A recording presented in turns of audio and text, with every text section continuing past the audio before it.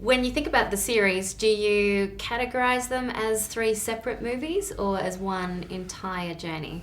It is really one journey in my head, and even though we dotted around, but having seen the final piece of the jigsaw, it does stand alone in a way, although it helps that you've seen the other 2 to understand where Thorin's got to. Otherwise, you're straight in at the deep end with a crazy person, and seeing who he was at the beginning to who he is at the end is very fulfilling, I think. So people should see the first 2 before this one? I think so. I think it would help. And then this one multiple times? Yeah. I mean, I'm going to sit through my 3rd viewing of it because there's just so much to look at in this final film. But as we spoke about, Peter gets straight in there with the action. So if you haven't seen the other 2, you might be playing catch up a little bit. Yeah, like, who's that? Why is there a dragon? Yeah. What's going on? Does it feel like an appropriate end to the series, this one?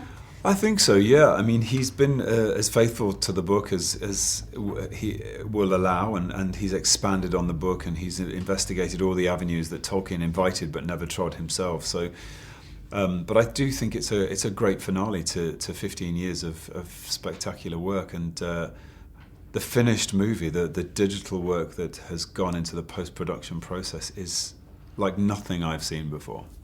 He seems to keep bettering himself with every movie. He does, and you sit inside in the cinema and you realise what Peter Jackson is all about, and it's about having people come together for a collective experience that they can't get anywhere else. You can't see this on your iPad in the same way. It just it doesn't make your heart beat faster. And that's getting rarer these days.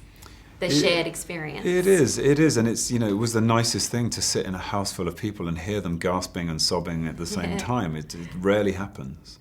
And with all the fantastical story, you need to ground it in emotion. When it comes down to it, seems like the film's about greed and good versus evil, and then love as well. It is. I mean, they're pretty big themes, aren't they? And I don't think that's Peter, Fran and Philip are extracting something or adding something that's not there. I think Tolkien was absolutely writing about all of those things. He's writing about loss. He's writing about his experiences in the First and Second World Wars. He's writing about his desire to go home.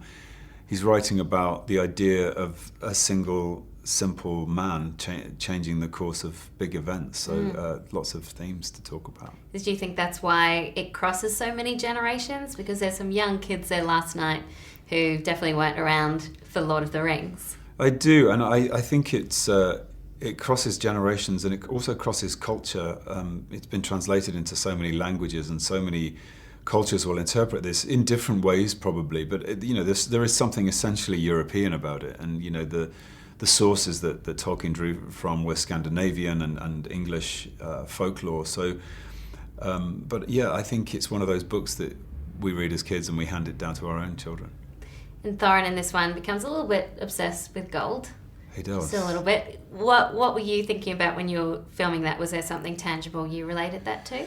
I did delve into some research on addictions and drug addiction and schizophrenia. I was just interested in what a disease of the mind and how that might affect the body and the rationale, and tried to make him as inconsistent as possible. But at the same time, it's a fantasy film. It's not, it's not a film about that illness. But yeah, all of those things were in my head, and it was interesting to see the abstract manifestation of that when Peter has Thorin kind of literally consumed in the gold. I understood that was sort of the outside. That's his mind outside of his body, and seeing him come back from that was very fulfilling.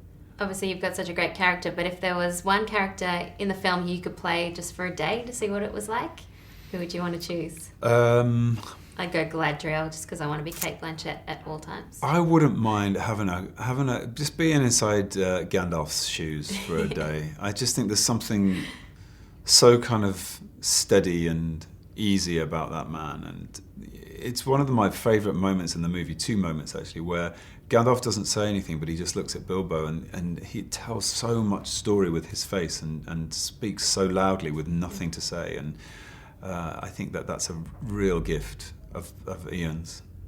Yeah, he's got that way about him. He's so nice too. Being so far away from everything, shooting in New Zealand, did it feel like a family? Yeah, I mean, it's one of the things that Peter does. He brings you into his family and welcomes you in. And, you know, but equally, in the process of working, they get to know you as people because it helps them to craft the character that is tailor-made for you. So they know how to move the actor inside.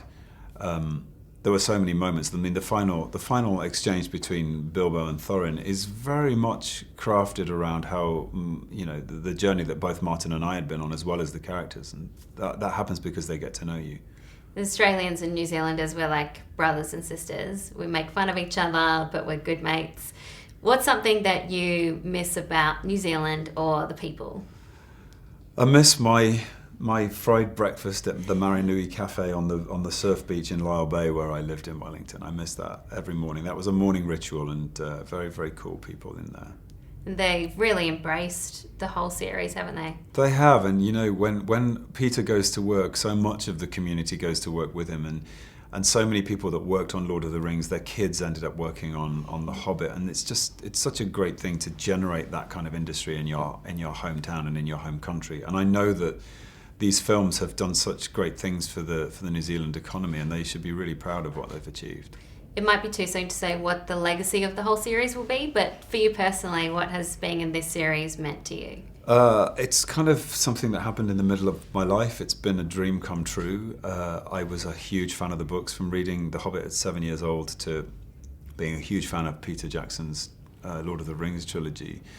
So yeah, and hopefully I'll get to go visit Peter in a more social capacity and just have a little holiday with them and say, look at the great work we did.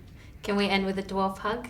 We can. Yay! Hey, I'll have to headbutt you though. Thank you. Nice to see you. Thank you so much. Hey everyone, if you liked this video, click that thumbs up button and make sure to subscribe to our AMC Movie News YouTube channel. It's free and helps you stay up to date with all the latest movie news, as well as our daily AMC movie talk show.